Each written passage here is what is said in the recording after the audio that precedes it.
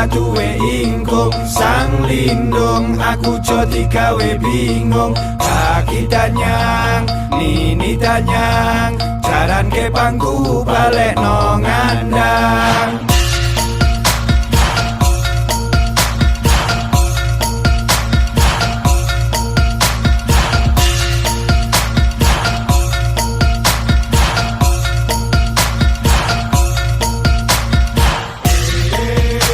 Jaran putih ngalor mlayune, jaran abang ngidul mlayune. Jaran kuning ngetan mlayune, jaran ireng ngulon mlayune. Sliramu sing nyekel pecute jo malah gegeret layune jarane. Aja padha keseret ngalor lan aja padha keseret ngidul. Aja padha keseret ngetan lan aja padha keseret ngulon. Sing mencit medhite lan ngener ing langit manunggal marang pangeranmu.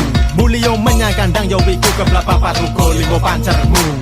Sang lindung aku ora duwe ingkung. Sang lindung aku jo digawe bingung. Kaki tanyang, nini tanyang, jaran ke pangku balik no ngandang. Jaranmu tansah merem, mung sliramu sing weruh ana ing tujuwe.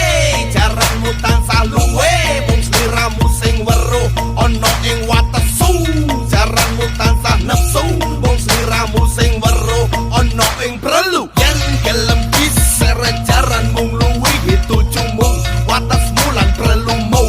Sira bakal ra weruh ing tuju, ora weruh ing wates, ora weruh ing prelu. Tujumu watasmu prelumu yaiku tetelu.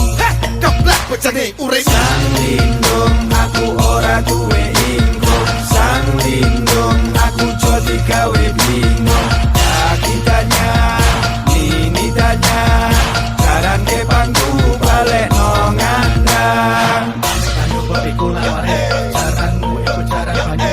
Aja numpak yen sliramu, urung-urung sekering banyu. Ambek geni atau kamaran, Jaranmu iku jaran geni. aja numpak yen sliramu Durung weruh padang ing geni.